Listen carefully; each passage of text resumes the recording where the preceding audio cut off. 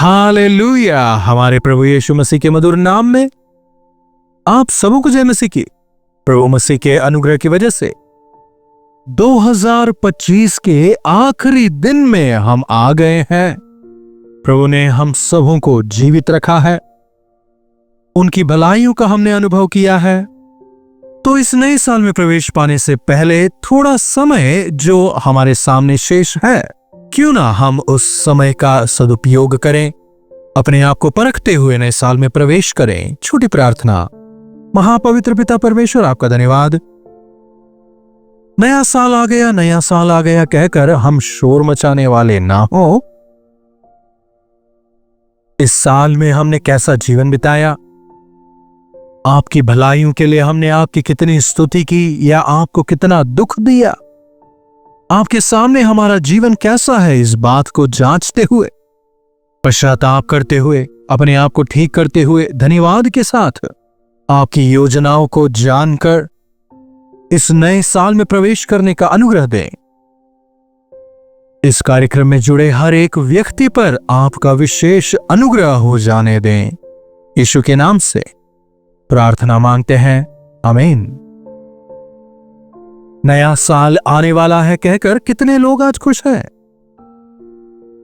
खुश होना अगर एक बात है, पर अगर हमारे जीवनों में कोई सकारात्मक बदलाव ना आए तो फिर नए साल के आने का क्या मतलब? क्या हम प्रभु को प्रसन्न करने वाला जीवन बिता रहे हैं? प्रभु ने हमसे प्रेम किया है, हमें जीवन दिया, शांति दी, आशीषें दी, लेकिन हमने उनके लिए क्या किया है, यह जांचने का दिन है आज। ऑफ कोर्स हमारे देश में फाइनेंशियल ईयर एंडिंग 31 मार्च को होता है, लेकिन कई देशों में जैसे नए साल की शुरुआत होती है, उसी के साथ पुराने अकाउंट सेटल होते हैं और नया अकाउंट शुरू होता है। उसी तरह हमें भी अपने हृदय को प्रभु के सामने ठीक करना चाहिए।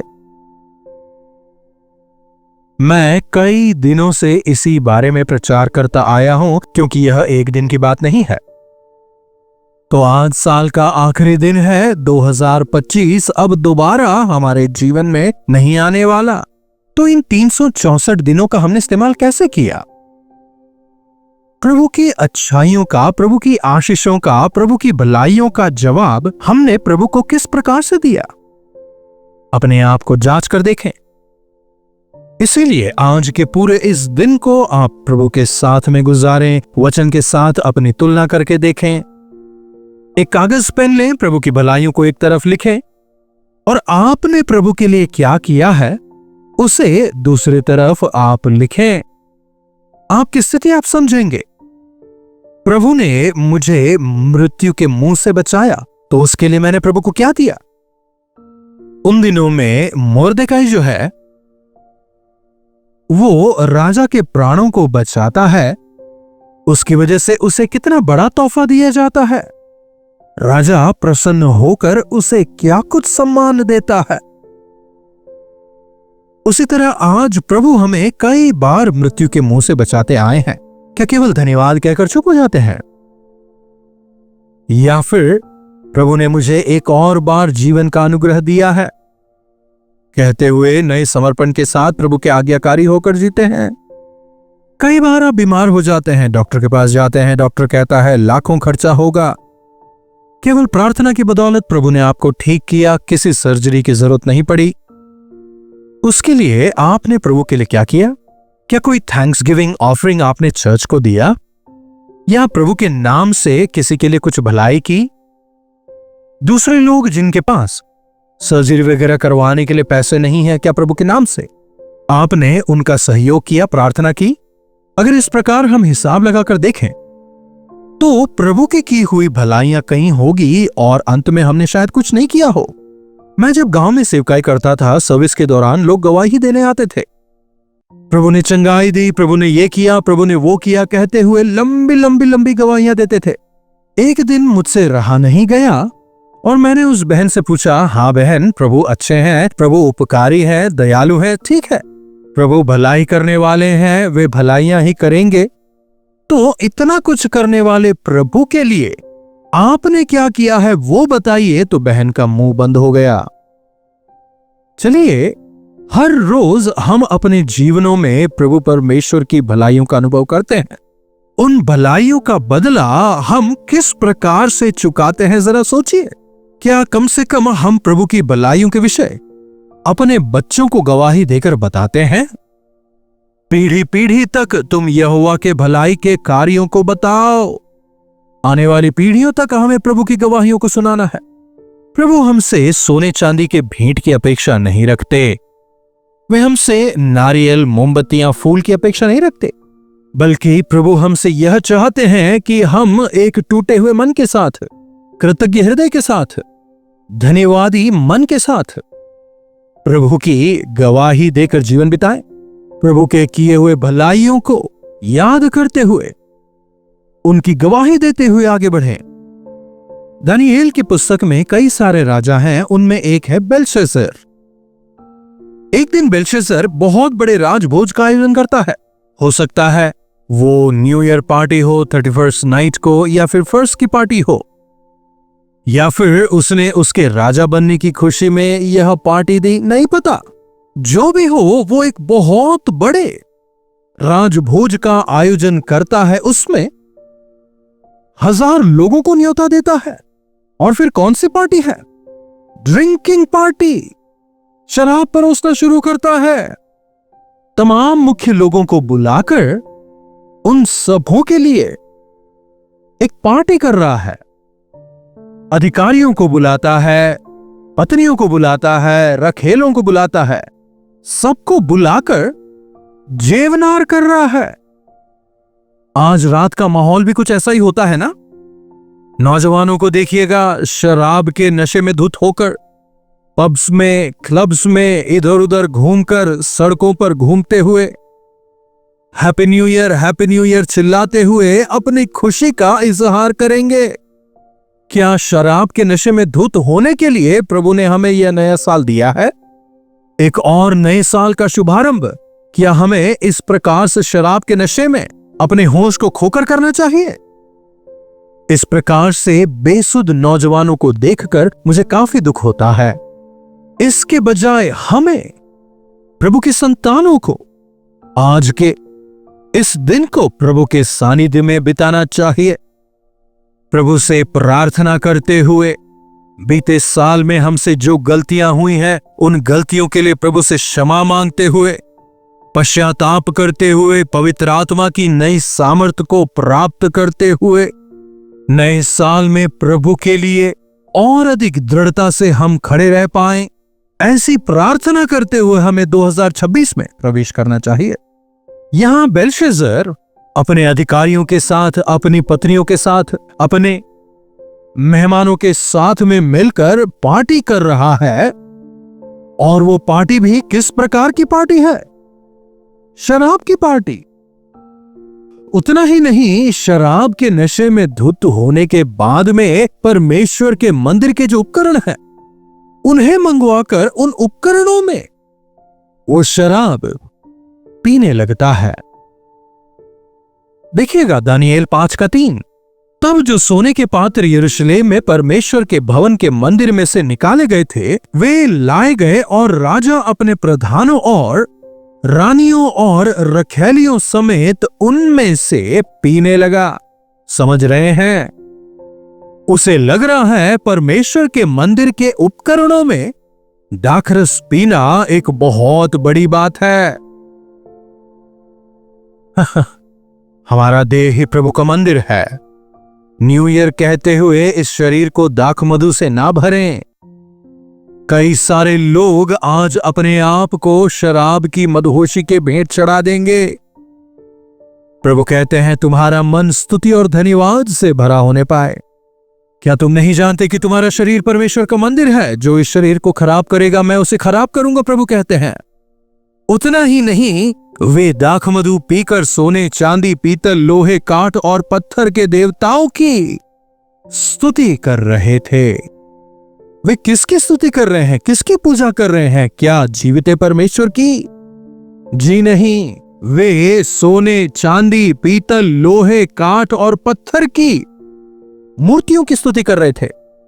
अगर आज का समय होता तो शायद मोबाइल फोन वगैरह भी लिखना पड़ता। क्या आजकल आधे से ज्यादा समय इंसान अपने मोबाइल फोन के साथ में नहीं गुजारता? बेकार की चीजों को करते हुए, अश्लील चीजों को देखकर समय व्यर्थ नहीं करता। प्रभु का क्रोध उन पर भड़कता है। बेलशस्सर ने जो पहली गलती की, परमेश्वर की भलाइयों को वो भूल जाता है। परमेश्वर की स्तुति करना छोड़कर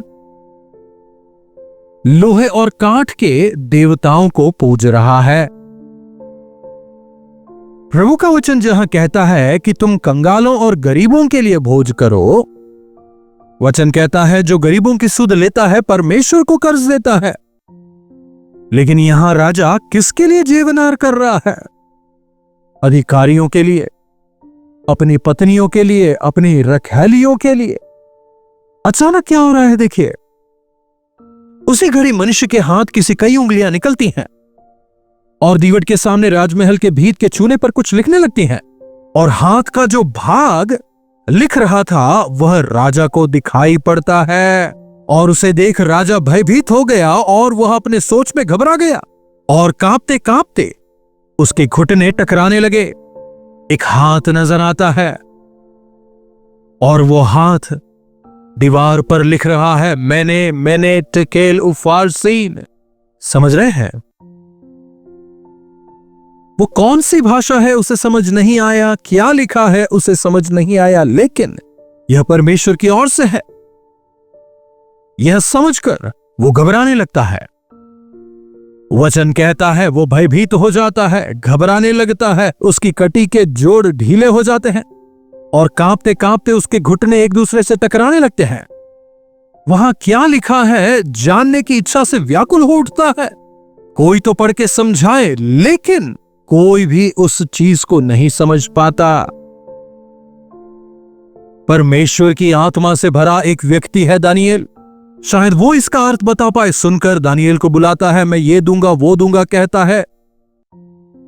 मुझे तेरे तोहफे नहीं चाहिए, लेकिन फिर भी मैं बताता हूं, मैंने टेकेल उफारसीन का मतलब है मैंने तुझे तराजू पर तोलकर देखा है और तू कम पाया गया है। परमेश्वर ने तेरे राज्य के दिन गिनकर उसका अंत कर दिया है, वो राजा से कहता है। देखिएगा दानियेल की पुस्तक 5वां अध्याय उसकी 26वीं आयत से। इस वाक्य का अर्थ है मैंने, अर्थात परमेश्वर ने तेरे राज्य के दिन गिनकर उसका अंत कर दिया है। टेकेल यानी तू मानो तराजू में तोला गया और हल्का पाया गया है। परेस अर्थात तेरा राज्य बांटकर मादियों और फरीसियों को दे दिया गया है। परमेश्वर कब तक सहन करेंगे? बेलशस्सर कोई अज्ञानी नहीं था, वो नबूकदनेस्सर के विषय जानता था। नबूकदनेस्सर के विषय में आप अगर जानना चाहते हैं 4थे अध्याय को पढ़ें।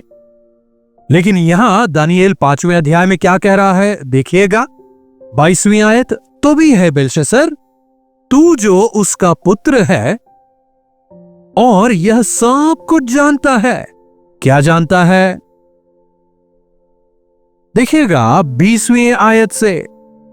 परंतु जब उसका मन फूल उठा और उसकी आत्मा कठोर हो गई और यहां तक कि वह अभिमान करने लगा, तब वह सिंहासन से उतारा गया, वह मनुष्यों में से निकाला गया, वह पशु का सा हो गया, जंगली गधों के बीच में वो निवास करने लगा।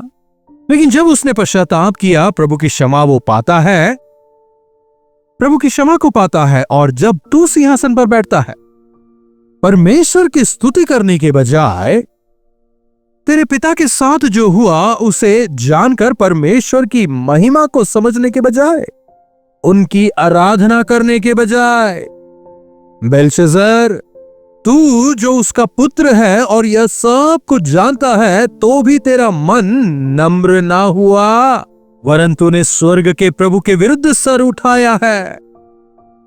प्रभु ने तुझसे काफी प्रेम किया है। प्रभु से प्रेम करने वाले कैसे उठाए जाते हैं और प्रभु को धिक्कारने वालों की अवस्था क्या होती है समझने के बजाय जब तू राजा बना प्रभु की स्तुति करने के बजाय, प्रभु के साथ अपना हिसाब बराबर करने के बजाय, तूने स्वर्ग के परमेश्वर के विरुद्ध सर उठाया। इसीलिए प्रभु ने तेरे राज्य के दिन गिनकर उनका अंत कर दिया है। जब तुझे तराजू पर तोला गया तू कम पाया गया है।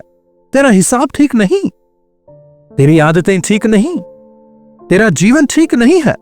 सुधरने के लिए तुझे कई सारे मौके दिए, लेकिन तूने नहीं माना।